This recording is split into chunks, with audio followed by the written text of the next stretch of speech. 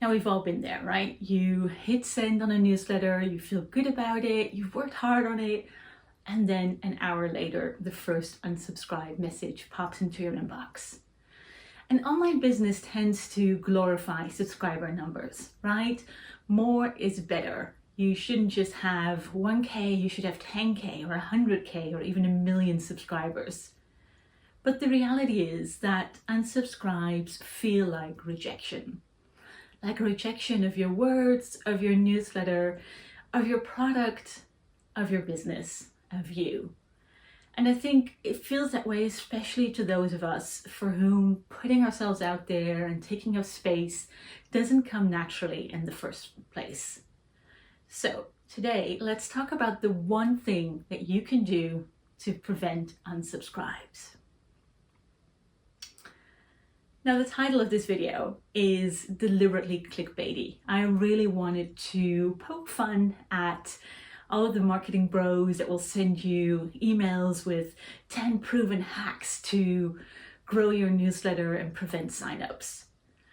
Because the real answer is the only thing you can do to never have any unsubscribe is to never send a newsletter at all. Because sending your newsletter is a reminder to your recipients, to your audience, that they signed up. And if they were going to unsubscribe, that is the moment that they will, because otherwise, you're not on their radar. Now, this sounds a little bit flippant, but this is actually the point of this whole video. So, not getting unsubscribes is impossible if you send out newsletters. Getting unsubscribes is not a sign that you're doing it wrong. That it's not a sign that you're doing the whole newsletter or business thing wrong. It's a sign that you're actually doing it at all, right? And that is this cliche, right? Only by putting ourselves out there can people also decide not to want to read our words or not to want to work with us. The only newsletters that are never unsubscribed for are those that are never sent and never read. And I think so often, and that is kind of what the marketing advice taps into, we want the rewards without the effort, right? We want to get the praise, the dopamine, because we're feeling vulnerable, right? Now, I think it's good to think about why people unsubscribe, and maybe even to think about the last time you unsubscribed from a newsletter. There's tons of reasons, and the vast majority is really not about you. There's inbox overwhelm, right? Your newsletter is one of many in someone's inbox. There's someone signed up for an old freebie like 2 years ago, and now you're back in their inbox and they're like, can't remember signing up for that. Don't think it fits. Totally fine. It could be that their life or their business has shifted. It could be that you are sending out emails about, how to build a photography business or how to work as a professional photographer, and someone has moved into running a daycare, right? Happens, not about you. It could also be a genuine fit issue, right? That someone just doesn't resonate with you anymore.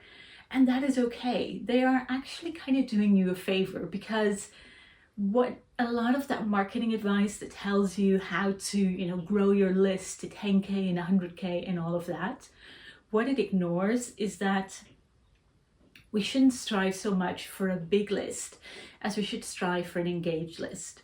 And people that don't want to be on it, they're doing us a favor. They're doing a little bit of cleanup work.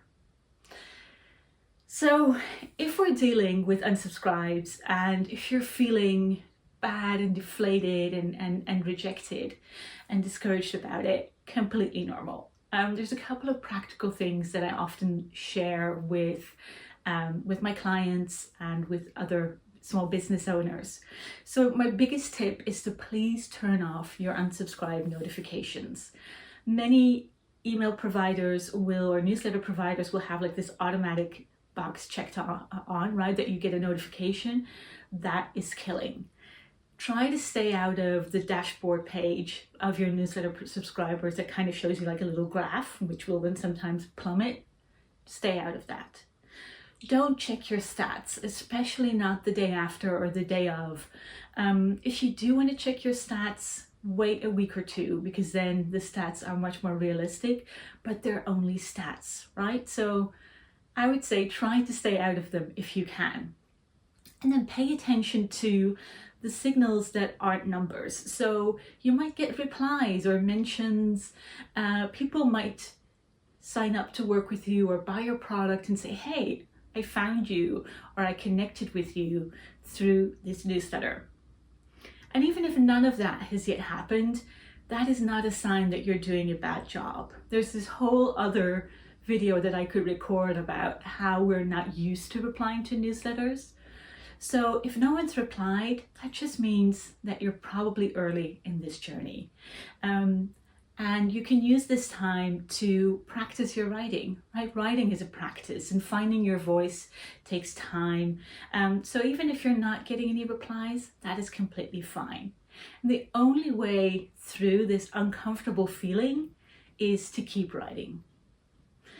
Now, if we kind of take it a step bigger, I'd love for you to remember what I said earlier, right? It's not necessarily about the size of your list. This is about how engaged people are. And the only way that you can build an engaged list is by sending, not by not sending.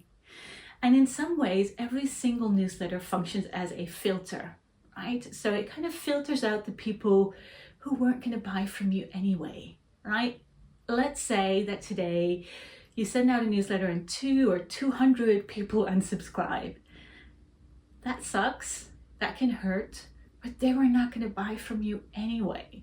And the only reason we might want them on our list is kind of ego, right? And to feed that narrative of, but a bigger list is better.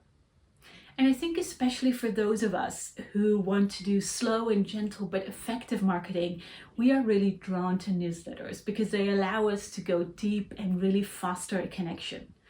And your audience, your right people, will want the same way. They are probably much more interested in reading 600 words every week or every month or whenever you send out a newsletter rather than looking at 60 social media posts. And another thing to remember is you probably don't need 1 million subscribers, right? If you're a small business owner or a freelancer or creative, you don't need 1 million. If 1 million people were to buy from you today, you'd probably collapse. You just need enough. And something to remember is that you might be getting unsubscribed, but people are also staying. And in most cases, the majority stays.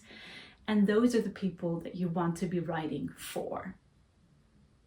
Now, this disheartenment about unsubscribes derails sending, right? I've spoken to so many people who stopped writing their newsletter.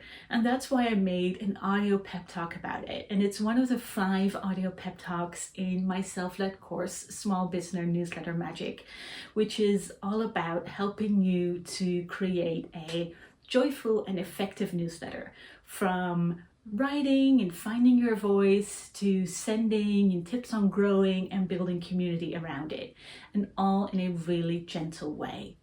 Now, Small Business Newsletter Magic is launching again for the waitlist only on March 25th, 2026.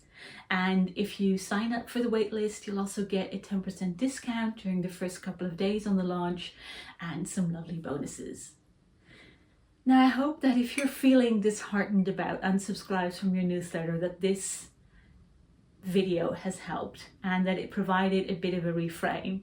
Just know you're not alone, right? There's thousands of us out there doing this small business game and writing newsletters, and we've all had this experience. And I'll talk to you soon.